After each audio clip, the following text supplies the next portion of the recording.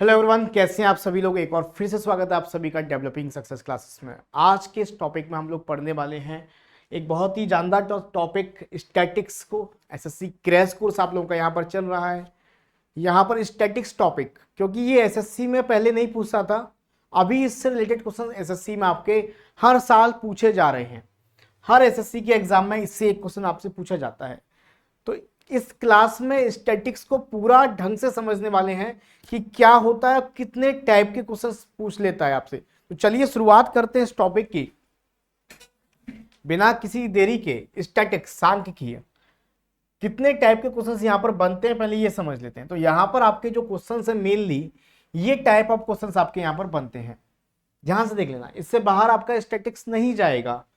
सबसे पहला टाइप हम लोग पढ़ने वाले हैं परास यानी कि रेंज। मैंने दोनों लैंग्वेज में आपके लिए अवेलेबल कराया है, जिससे किसी भी लैंग्वेज वाले बच्चे को दिक्कत ना हो, है ना। बाईलैंग्वेज हिंदी इंग्लिश में दोनों पे समझ में आएगा। माध्य यानी कि मीन, मीडियन यानी कि माध्यिका, मोड यानी कि बहुलक, मीन डेविएशन यानी कि माध्य विचलन, वेरियांस यानी कि विचरण, और स्टैंडर्ड डेविएशन यानी कि मानक विचलन। ये सारी चीजें क्या होती हैं, इन सब के बारे में हम लोग बारीकी से चीजों को समझने वाले हैं। ठीक है, मीन डेविएशन ये मैंने एवरेज टॉपिक जब आपको कराया था वहां पर भी यूज किया था। मीन मतलब एवरेज ही होता है, और डेविएशन जब हम एवरेज से गैप देखते हैं, एवरेज को डायरेक्टली निकालने के लिए इसका यूज करते हैं। चलिए तो समझते हैं एक एक करके सारी चीजों को। मैंने एक बेसिक डेटा ले रखा है, इस डेटा पर हम ये सारी चीजों को समझ लेंगे कि क्या क्या इनके आंसर्स होंगे।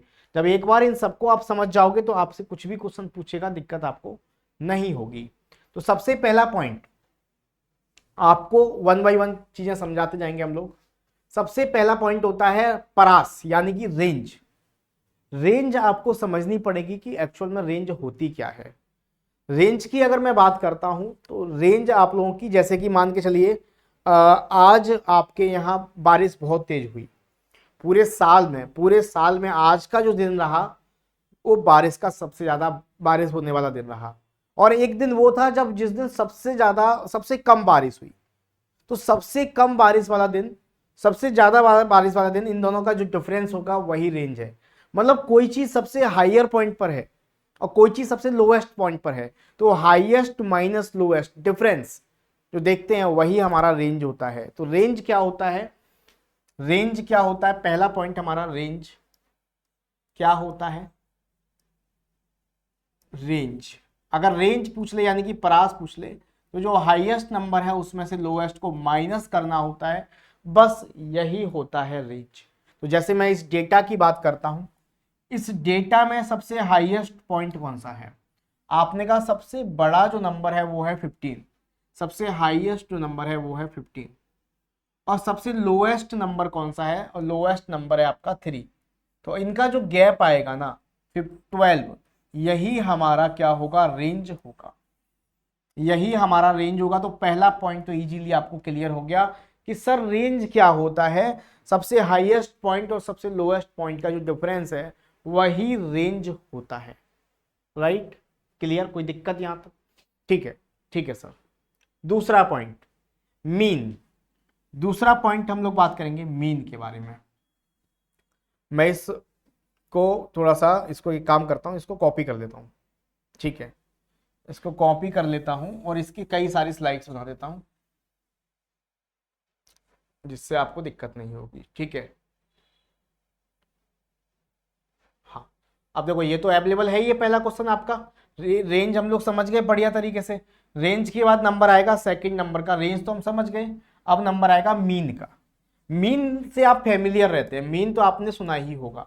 मीन मतलब माध्य, एक तरह से आप एवरेज समझिए, एवरेज को ही मीन बोलते हैं, ऐसे समझ लीजिए, माध्य बोलते हैं। ठीक है, क्या होता है कि इसका मतलब है sum of all data, sum of all numbers, sum of all numbers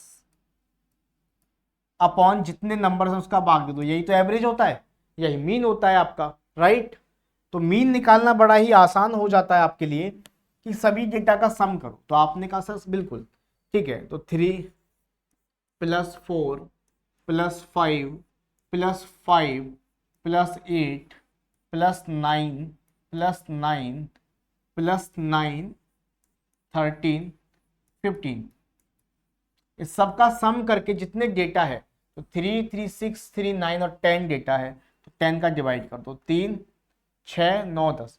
सबका सम कितना आएगा आप मुझे बताओ, सबका जब आप सम करोगे तो कितना आएगा, एक बार ऐड करिए, 3, 4, 7, 7 एंड 10 आप करोगे तो कितना आएगा, 17 और 8 25, 25 और 9 34, 34 और 9 43, 43 एंड 9 52, 52 और 13 65 हो जाएगा, 65 और 15 आप करोगे तो 80 आएगा, 80 आएगा इसका सम करोगे तो कितना आएगा, आपने का सम आएगा 80। तो 80/10 यानी कि जो आएगा इसका मीन जो आएगा 8 आएगा। तो इसका मीन कितना आया, मीन आया आपका 8। कितना आया, मीन आया 8। अब आप समझिए इसके आगे मीन के बाद mean deviation, variance, standard deviation, इन तीनों को निकालने से पहले आपको मीन निकालना ही पड़ता है। तो अगर डेटा सेम है तो मीन याद रखना, मीन इसका क्या आया है 8, क्योंकि जब मीन डेविएशन निकालेंगे या वेरिएंस निकालेंगे या स्टैंडर्ड डेविएशन निकालेंगे तो आपको मीन की नीड रहेगी। ठीक है, तो आप समझ गए होंगे। अगर मुझे मीन निकालना हो तो मीन मतलब होता है एवरेज, सभी डेटा का सम कर दीजिए, जितने नंबर से उनका डिवाइड दे दो, आपका मीन निकल के आ जाएगा। बात करते हैं, यहां पर हमारा मीन भी क्लियर हो गया। बात करते हैं अगले स्लाइड पर मीडियन की। मीडियन निकालने के लिए क्या करना पड़ता है, मीडियन निकालने के लिए थोड़ा सा एफर्ट डालना पड़ता है। पता है क्यों, क्योंकि मीडियन निकालने के लिए आपको डेटा को अरेंज करना पड़ता है। मीडियन यानी कि माध्यिका, और माध्यिका निकालने के लिए आपको डेटा को अरेंज करना पड़ेगा, या तो डिसेंडिंग ऑर्डर में या असेंडिंग में। डिसेंडिंग बोले डिक्रीजिंग ऑर्डर में, असेंडिंग बोले तो आपका इंक्रीजिंग बढ़ते हुए क्रम में। तो या तो बढ़ते हुए क्रम में यानी कि आरोही क्रम, या अवरोही क्रम यानी कि डिसेंडिंग ऑर्डर में अरेंज करना पड़ता है। तो जैसे मैंने इसको अरेंज किया, अरेंज करना पड़ेगा, तो ये ऑलरेडी बढ़ते हुए क्रम में लिखा है। देखो इसको अरेंज करने की आपको जरूरत नहीं है, 3, 4, 5, 5, 8, 9, 9, 13, 15। अगर ये अरेंजमेंट में नहीं होता, किसी भी फॉर्म में लगा लो, चाहे डिसेंडिंग चाहे असेंडिंग, लेकिन अरेंज होना चाहिए। ये ऑलरेडी अरेंज है, अगर ये अरेंज नहीं होता तो पहले मुझे अरेंजमेंट में करना पड़ता। उसके बाद प्रोसेस क्या होती है, मीडियन होती है। जब हमने एक बार डेटा को अरेंज कर दिया, उसके बाद ठीक बीच में कौन सा नंबर आ रहा है वो देखना है। तो यहाँ तो 10 नंबर हैं, तो आपने कहा 4 तो इधर वाले खत्म हो गए, 4 इधर वाले खत्म हो गए, तो बीच में ये 2 नंबर बचे। जो 2 नंबर बच रहे हैं उसका हम लोग प्लस करेंगे /2, तो आप कहेंगे सर 8.5 आएगा, यही मीडियन होगा। अब आप कहोगे सर ये डेटा तो चलो ठीक है काउंटेबल था, 10 था, 10 की जगह 20, 25, 30 डेटा होता तो कैसे करते। तो तरीका होता है, देखिए तरीका समझिए। मीडियन निकालने का एक बहुत बेहतरीन तरीका है कि अगर नंबर ऑफ सेट्स यानी कि n अगर ऑड है, मतलब ये नंबर जो है दिए गए हैं वो अगर ऑड नंबर में होते, 7, 5, 4, 7, 5, 9, 11, 13, 15 ऐसे होते, तो डायरेक्टली मीडियन निकाल सकते थे हम लोग। कैसे, जो नंबर है n + 1/2 करके, ये टर्म निकल के आता, टर्म पद, ठीक है। लेकिन यहां पर n दे रहा है आपको even, तो even निकालने के लिए क्या करते हैं, मीडियन निकालना है अगर आपको, तो n/2 यानी कि n/2 पद प्लस n/2 + 1 पद /2। मतलब कहने का मतलब है कि भाई कितने पद हैं टोटल, 10 पद है, तो 10/2 यानी कि 5वां पद, 10/2 यानी कि 5वां पद प्लस इसके आगे वाला 6वां पद, इनको जोड़कर आधा कर दो, तो 5वां पद 1, 2, 3, 4, 5 प्लस 6वां पद यानी कि 9, इन दोनों को जोड़ के आधा कर दो, 8 + 9/2। यही तो अभी हमने निकाला था डायरेक्टली, है ना, यही तो हमने निकाला था डायरेक्टली, बोलो हाँ या ना। तो इसमें रख लीजिए, तो आपने कहा 5वां पद प्लस n/2 मतलब 10/2 मतलब 5th, प्लस 5th + 1 6th वाला टर्म /2, यही मीडियन होगा। 5वां पद है 8, 6वां पद है 9/2, 17/2 यानी कि आपका आंसर आएगा 8.5। ठीक है, मीडियन पर कोई फर्क नहीं पड़ेगा। तो इवन ऑड के लिए, दोनों के लिए समझ गए होंगे आप लोग मीडियन कैसे निकाल सकते हैं, मीडियन कैसे निकाल सकते हैं। आई होप आपको बात समझ में आ गई होगी, राइट? बोलो हाँ या ना। तो मीडियन कैसे निकाल सकते हैं, एन अगर ऑड है तो median n plus one by two होगा, इवन है तो एन बाई टू प्लस इसके आगे वाला पद यानी कि प्लस वन हो जाएगा, बाई टू कर देंगे मीडियन। लेकिन ध्यान रखना है कि ये अरेंजमेंट होना जरूरी है, अरेंज नहीं होगा तो आंसर गलत हो जाएगा, है ना। ये ऑलरेडी अरेंज था, या तो असेंडिंग में हो या डिसेंडिंग में, कोई फर्क नहीं पड़ता, लेकिन अरेंज होना चाहिए। तो आपको रेंज समझ में आया, मीन समझ में आया, मीडियन समझ में आया, मोड निकालते हैं अभी। चलिए मोड, मोड सबसे आसान चीज है। मोड, मोड सबसे आसान चीज है। मोड क्या होता है?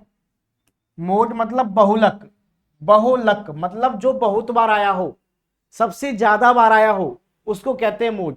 तो इस पूरे डेटा में सबसे ज्यादा बार क्या आया है? आपने कहा 9, तो 9 ही इसका मोड हो जाएगा। सबसे ज्यादा बार क्या आया है वही आपका बहुलक हो जाएगा। तो मोड होता है मोस्ट रिपीटेड नंबर, तो 9 आपका आंसर हो जाएगा। मोड क्या होता है? मोस्ट रिपीटेड नंबर, यानी कि जो नंबर सबसे ज्यादा बार रिपीट हुआ है उसको हम बहुलक यानी कि मोड कहते हैं। ये बात आपको समझ में आई होगी। तो यहां तक 4 चीजें बेसिक थी, इसके बाद अब कुछ नया आएगा। तो ये चारों चीजें आपको समझ में आई कि नहीं मुझे बताइए, ठीक है। अब इसके बाद जो भी चीज आएगी आपको मीन आना चाहिए। एक रिलेशन और होता है, वो अभी काम आएगा आपको, देखो ध्यान से। एक रिलेशन और आएगा, एक रिलेशन आएगा, स्टैंडर्ड डेविएशन जो होता है उसमें और वेरिएंस में रिलेशन होता है ये। जैसे कि स्टैंडर्ड डेविएशन ये हो गया मानक विचलन, और विचरण यानी कि वेरिएंस में जो रिलेशन होता है वो ये होता है, या वेरिएंस बराबर स्टैंडर्ड डेविएशन का स्क्वायर, ऐसे भी लिख सकते हो। अभी काम आएगा, देख लेना ध्यान से, ठीक है। तो पहले मुझे बताओ, रेंज समझ में आया? रेंज होता है हाईएस्ट माइनस लोएस्ट। मीन तो आपको पता ही है, सभी डेटा का सम कर दिया प्लस डिवाइड दे दिया एन से। उसके बाद आपको मीडियन समझ में आया, और मोड भी आपको समझ में आ गया होगा। मोड क्या होता है? जो सबसे ज्यादा बार रिपीट हो। अब आते मीन डेविएशन पर। मीन डेविएशन क्या होता है? अगर मुझे इंडिविजुअली मीन डेविएशन निकालना है तो सबसे पहले मुझे मीन निकालना पड़ेगा। क्या निकालना पड़ेगा? मीन। तो मीन मैंने निकालने की जरूरत नहीं है, क्योंकि मुझे पता है इसका मीन है 8। मैं निकाल चुका हूं, सभी को सम किया और जितने नंबर है उसका डिवाइड दे दिया। जब मैंने मीन निकाल लिया तो मुझे क्या करना है? अब डेविएशन देखना है मीन से डेटा का। डेविएशन मतलब डिफरेंस कितना है। तो सभी डेटा का देखो 1 बाई 1। 8 से 3 कितना कम है? आपने कहा 5 कम है। 8 से 4 कितना कम है? आपने कहा 4 कम है। अंतर देखो बस, 8 से 5 कितना कम है? आपने कहा 3 कम है। ये वाला 5 फिर से 3 कम है। 8 कितना कम है? आपने कहा कोई कमी नहीं है, 0 है। 8 से 9 कितना ज्यादा? आपने कहा 1 ज्यादा है। 9 1 ज्यादा है। ये वाला 9 फिर से 1 ज्यादा है। 13 यानी कि आपका 5 ज्यादा है। और 8 से 15 का गैप देखो 7 ज्यादा है। तो मीन डेविएशन निकाल रहा हूं मैं, ध्यान से सुनना, मैं क्या निकाल रहा हूं। ये तो हो चुका, मीन डेविएशन निकाल रहा हूं। इस बार क्या निकाल रहा हूं बेटा? Mean deviation. ये तो मीन डेविएशन के सबसे पहले हमें मीन निकालना पड़ेगा। मीन तो हमें पता था, निकाला नहीं हमने। फिर मीन से इनका डेविएशन यानी कि गैप देखना पड़ेगा। जो डेविएशन आया है, अंतर आया, उसका फिर से मीन निकाल दो, वही होता है मीन डेविएशन। तो जो अंतर आया है ना, उसका फिर से मीन निकाल दो, वही होता है मीन डेविएशन। तो इन सबको जोड़ के 10 नंबर हैं, नंबर तो 10 ही रहेंगे, भाग दे दो।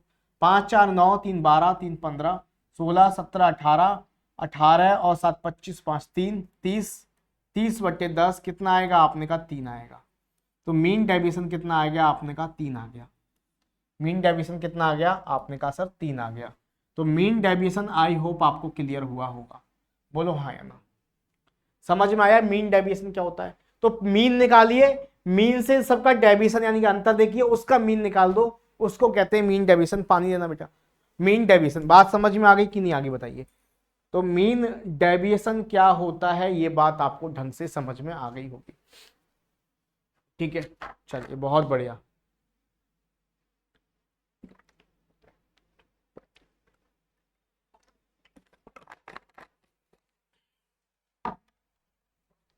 चलो देखो, ठीक है। अब बात करते हैं आगे की। अब आता है वेरिएंस। अब वेरिएंस क्या होता है?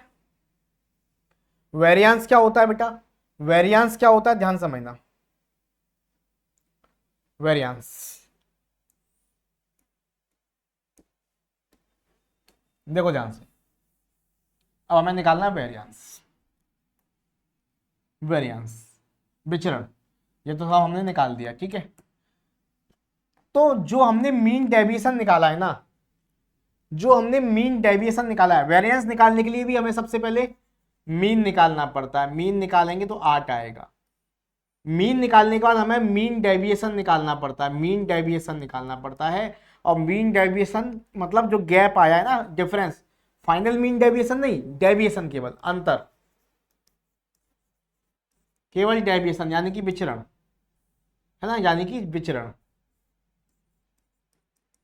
डेविएशन निकालना पड़ता है। डेविएशन मतलब जो हमने अभी अंतर देखा था, यहां से कितने का है, 8 में से 3 गया 5, 4 गया तो 1, 8 में से 4 गया तो 4, 5 से देखा तो 3, 3, 0, 1, 1, 1, 5 और 7, मतलब मैंने फिर से इनका गैप देख लिया, ठीक है। अब ये गैप जो है ना, इसका क्या करना है, वेरिएंस निकालने के लिए इस सबका स्क्वायर सा करके फिर मीन निकालना है, उसको कहते हैं वेरिएंस। इन सबका स्क्वायर करके, मतलब 5 का स्क्वायर प्लस 4 का स्क्वायर प्लस 3 का स्क्वायर प्लस 3 का स्क्वायर प्लस 0 प्लस 1 का स्क्वायर, 1 का स्क्वायर, 1 का स्क्वायर प्लस 5 का स्क्वायर प्लस 7 का स्क्वायर, नंबर तो 10 ही रहेंगे। ये निकल के आएगा, वो होगा वेरिएंस। तो वेरिएंस और प्रो है। अगर इंडिविजुअली वेरिएंस पूछ लिया किसी डेटा को देकर, तो सबसे पहले आपको क्या करना है, मीन निकालना है। उसके बाद मीन डेविएशंस निकालने हैं, जो डिफरेंस है उन सबका स्क्वायर करके फिर 10 जितने नंबर है उसका भाग देना है, यानी कि फिर से मीन निकालना है। तो बस कर लीजिए, हो गया आंसर, कर लीजिए, हो गया आंसर। तो आपने कहा सर बिल्कुल सही बात है, 5 का स्क्वायर आएगा 25, 5 का स्क्वायर आएगा 25, दिख रहा है ना इतना नीचे, 5 का स्क्वायर आएगा 25, 4 का स्क्वायर आएगा 16, 3 का स्क्वायर 9 प्लस 9, 0 से कोई फर्क पड़ेगा नहीं, 1, 1, 1 प्लस 5 का 25, 7 का 49, डिवाइड करना है 10 से, तो ऐड करो कितना आएगा, तो 25 और 25 तो ये हो गया, 25 ये हो गया, 50 तो ये हो गया, 50 और 16, 17, 18, 19, 20 मान लो इसको, 70 हो जाएगा, 69 हो जाएगा, 69 और 9 होगा 78, 78 और 9 होगा 87, 87 ये तो हो ही गया, 87 और आपका 49 कितना हो जाएगा, 50 मान लो इसको, 87 और 50 कितना हो जाएगा, 136 हो जाएगा, 136, 136 हो जाएगा, 136 हो जाएगा डिवाइड बाई 10, यानी कि वेरिएंस आएगा 13.6, 13.6, राइट, वेरिएंस आएगा 13.6। समझ में आया? तो देखो चीजें वही है, मीन निकालना हमें आता है, यहां तक हमने सीखा था। मीन डेविएशन के लिए क्या करना है, जो हमने मीन निकाला है उससे इन सब का डेविएशन देखना है, अंतर देखना है, उसका मीन निकाल देना है। मीन डेविएशन हो गया। वेरिएंस उससे थोड़ा प्रो लेवल है। वेरिएंस क्या करना है कि मीन निकालना है, फिर मीन डेविएशन देखना है, और जो डेविएशन आया उसका अगर मीन निकालते हो तो मीन डेविएशन होता है, लेकिन अगर उस डेविएशन का स्क्वायर करके मीन निकालते हो तो वो वेरिएंस होता है। ठीक है, मीन, डेविएशन और वेरिएंस में फर्क समझ में आ गया। स्टैंडर्ड डेविएशन, स्टैंडर्ड डेविएशन क्या होता है, तो अगर डेटा को देकर, आपसे डेटा को देकर स्टैंडर्ड डेविएशन पूछ लिया तो आपको वेरिएंस तक तो निकालना ही पड़ेगा, क्योंकि मैंने अभी आपको बताया था ना कि स्टैंडर्ड डेविएशन होता है आपका, स्टैंडर्ड डेविएशन होता है वेरिएंस का रूट, ये रिजल्ट होता है। ठीक है, तो आपको सबसे पहले निकालना पड़ेगा मीन, मीन निकालने के बाद मीन डेविएशन निकालना पड़ेगा, मतलब आंसर नहीं, गैप, डेविएशन केवल, उस गैप का स्क्वायर निकालना पड़ेगा, डिफरेंस का स्क्वायर, उसके बाद उसका मीन निकालना पड़ेगा, उसका रूट करेंगे यानी कि वो वेरिएंस बन जाएगा, फिर तब आंसर आएगा। समझ रहे हो कितनी स्टेप फॉलो करनी पड़ेगी, दोबारा समझो। अगर आपको स्टैंडर्ड डेविएशन निकालना है तो सबसे पहले आपको मीन निकालना पड़ेगा, मीन निकाल के फिर आपको उनका डेविएशन निकालना पड़ेगा, गैप। गैप निकालने के बाद उनका स्क्वायर करके फिर से मीन निकालना पड़ेगा, ये आपको काम करना पड़ेगा। और डायरेक्टली स्टैंडर्ड डेविएशन निकलता है। वेरिएंस की रिक्वायरमेंट तो रहती ही रहती है, आप सभी को पता है। तो स्टैंडर्ड डेविएशन बराबर वेरिएंस कितना निकल के आया, 13.6। तो रूट में 13.6, यही आंसर। ये हमने स्टैंडर्ड डेविएशन निकाल लिया, लेकिन उससे पहले वेरिएंस तक निकालना पड़ेगा। हमें तो पहले से वेरिएंस पता है, निकाल दिया है हमने, क्योंकि डेटा सेम है। तो ये चीजें आपको समझ में आई कि नहीं आई, बताइए। एक बार क्विक रिवीजन कर लेते हैं, उसके बाद मैं आपको बताता हूं क्वेश्चन कैसे एग्जाम में बनते हैं। ऐसे तो बन ही जाते हैं, डायरेक्ट मैंने आपको करा दिया। और क्या हो सकता है, देखो। तो सबसे पहले हमने बात करी यहां पर रेंज की, हाई टू लो। उसके बाद बात करी हमने मीन की, सबको जोड़कर जिसके नंबर है उसका भाग दे दिया। मीडियन की, मोड मतलब सबसे ज्यादा बार आता है। मीन डेविएशन, मीन निकाल के अंतर देखा, उसका मीन निकाल दिया। स्टैंडर्ड डेविएशन, मीन निकाल कर अंतर देखा, उसका स्क्वायर करके मीन निकाल दिया, है ना। और उसके बाद जो वेरिएंस निकाला है उसका रूट करके स्टैंडर्ड डेविएशन निकाल दिया। क्वेश्चन ऐसे भी बन सकता है, क्वेश्चन ऐसे भी बन सकता है बेटा। अब हटा दो इसको। कैसे कि अगर आपको दे दिया जाए कि इफ, एक एग्जांपल समझिए शॉर्ट में, if standard deviation of a data is equal to standard deviation of a data is equal to 2.5 या 4.5, तो what is the variance of this data. यानी किसी डेटा का स्टैंडर्ड डेविएशन 4.5 है, तो उसका वेरिएंस यानी कि विचरण क्या होगा। तो आपको इन दोनों के बीच में रिलेशन पता है ना, स्टैंडर्ड डेविएशन इक्वल होता है वेरिएंस का रूट, या वेरिएंस इक्वल होता है स्टैंडर्ड डेविएशन का स्क्वायर। सिखाया था ना अभी, ये रहा, ये रूट इधर ले जाओगे स्क्वायर हो जाएगा। तो ऐसे डायरेक्ट क्वेश्चन भी आपसे पूछ लेगा, तो आपकी बल्ले बल्ले हो जाएगी। बहुत सारे बच्चों को इसके बारे में पता नहीं है, आप सीख गए हो आज, ठीक है।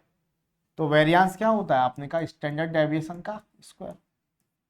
45 का स्क्वायर, 5 का स्क्वायर 25, 4 का उसके आगे वाले में गुणा करो, 4 पंजे 20, दैट्स आंसर। 2 डिजिट वाला पॉइंट भी है, तो 20.25 आएगा, ठीक है।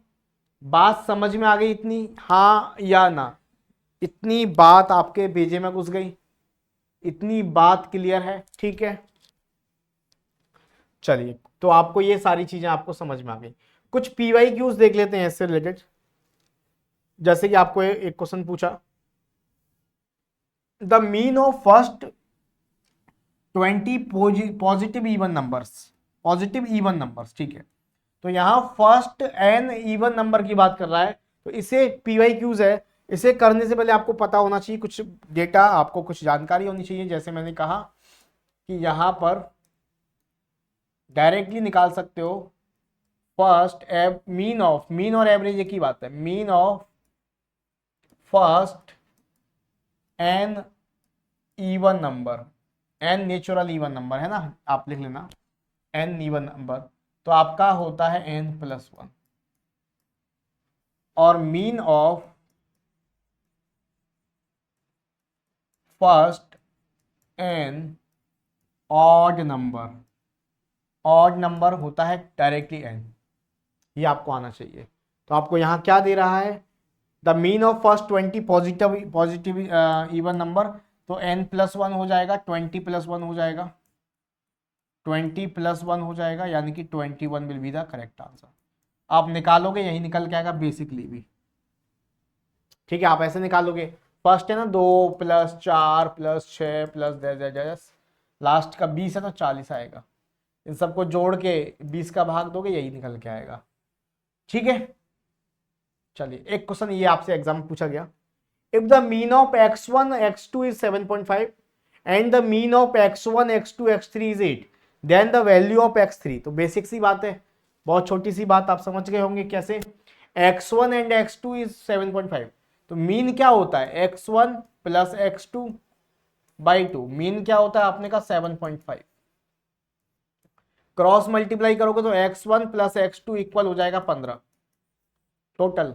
इसको भी डायरेक्टली समझो, इन तीनों का मीन है, यानी कि x1 plus x2 plus x3 by 3 कितना होता है? आपने कहा सर 8 होता है। क्रॉस मल्टीप्लाई करोगे तो कितना होगा? 24 हो जाएगा। 24 हो जाएगा तो x1 plus x2 plus x3 24 हो गया। तो मुझे ये तो पता है कि भाई ये दोनों तो 15 है, 15 है, और जबकि ये 24 हो रहा है, यानी कि ये कितना बचेगा? 9 बचेगा। 9 will be the correct answer. ये पी वाई क्यूज है, कुछ P Y Qs. I hope आपको समझ में आ गए होंगे, आई होप आपको समझ में आ गए होंगे। ठीक है, चलिए माध्य का मैंने आपको निकालना सिखा ही दिया। ठीक है, एक क्वेश्चन देखो, third number. Two variable y and x are related as y equal 5x plus 4। The arithmetic mean of x is 10। Arithmetic mean of y will be. देखो अर्थमेटिक मीन x का दे रहा है, y का पूछा है। आप directly ऐसे समझ सकते हो कि x की वैल्यू दे रहा है, y की पूछा है, बस आसानी से आंसर हो जाएगा। तो आपको क्या दे रहा है? कंफ्यूज नहीं होना लैंग्वेज में। y इक्वल 5x प्लस का 4, तो आपको x की वैल्यू दे रहा है 10, 5 इंटू 10 प्लस का 4, यानी कि ये हो जाएगा 54 right. Next, what is the median of the number of this. हाँ ये बहुत प्यारा क्वेश्चन है तो वही जो कराया है, लेकिन बेटा यहां पर बच्चे कंफ्यूज होके गलत कर देते हैं। जल्दबाजी में गलती हो सकती है, आपको गलती नहीं करनी। ठीक है, कैसे करना है ध्यान से देखना बेटा। What is the median, median के लिए सबसे पहले क्या करना है आपको? माध्यका के लिए इनको क्रम से लगाना है, या तो असेंडिंग में या डिसेंडिंग में। तो आप असेंडिंग में लगा लो इनको। तो सबसे छोटा क्या होगा? तो नेगेटिव नंबर भी यहां दिख रहा है हमें एक, तो सबसे छोटा तो नेगेटिव नंबर ही होगा। क्या होगा? आपने कहा सर माइनस का 4.8, उसके बाद कोई नेगेटिव नंबर नहीं है तो जीरो है, जीरो उससे बड़ा होगा। तो दो नंबर हो गए, ये खत्म ये खत्म। अब उसके बाद देखो, सबसे छोटा मुझे दिख रहा है 2.3, दैट्स इट 2.3। उसके बाद मुझे दिख रहा है 3.5, 3.9, 3.5, उसके बाद 3.9। थोड़ा सावधानी से गलती मत कर देना। 3.9, उसके बाद जो मुझे दिख रहा है वो है 4.6। ठीक है, उसके बाद जो मुझे दिख रहा है वो है 5.2, 6.1, 5.2, 6.1। अब दिख रहा है 7.6, 8.2, 7.6, 8.2। पूरा लिखने की जरूरत नहीं है आपको, एग्जाम के पॉइंट ऑफ व्यू से पूरा लिखने की जरूरत नहीं। आप देखो कितने नंबर हैं ये। आपने कहा सर 1 2 3 4 5 6 7 8 9 10 11 12 नंबर है, इवन नंबर है, एन है इवन, तो 12 नंबर है। इसका मतलब n/2 वहां टर्म प्लस n/2 प्लस 1 वहां टर्म, यही तो बताया था। डायरेक्ट समझो, 12 नंबर है, n है आपका 12, तो n/2 मतलब छठवां पद प्लस सातवां पद बाई 2, यही तो आएगा मीडियन। तो बस इतने में काम हो जाएगा, मत लगाओ इतना टाइम, मत खराब करो पूरा आगे। अब हालांकि निकल आया, लेकिन आपको टाइम नहीं खराब करना। छठवां पद क्या होगा? पहला, दूसरा, तीसरा, चौथा, पांचवा, छठवां, और सातवां क्या होगा? ये इन दोनों का सम करके आपको 2 का भाग करना है, बस हो जाएगा। इन दोनों का सम कर दो, 6 और 2 8, 5 और 4 9, कितना आएगा? आपने कहा आएगा 4.9। तो पूरा करने की जरूरत थी क्या? नहीं सर, पूरा करने की जरूरत थी क्या? नहीं सर। इज दैट क्लियर और नॉट? क्या आपको ये क्वेश्चन समझ में आया या नहीं, मुझे आप सभी बताइए। और अगर समझ में आया तो एक क्वेश्चन मैं आपको होमवर्क में दे रहा हूं, ठीक है, ये रहा, ये आपको करना है। कमेंट में आंसर जरूर बताना सभी लोग, ठीक है। तो ये था आपका स्टैटिक्स पार्ट, और आपका इससे बाहर आपके एसएससी के एग्जाम में नहीं जाएगा, ठीक है। सी सेट वगैरह में ज़्यादा बनता है, एसएससी में कम बनता है, तो आपका एसएससी के एग्जाम में इससे बाहर नहीं जाएगा। आप लोग इसको प्रॉपर रिवाइज कर सकते हैं। उम्मीद करता हूँ सेशन समझ में आया होगा। सेशन समझ में आया हो तो लाइक करना, शेयर करना। मिलते हैं नेक्स्ट में, तब तक थैंक यू, धन्यवाद, bye bye, take care, thank you.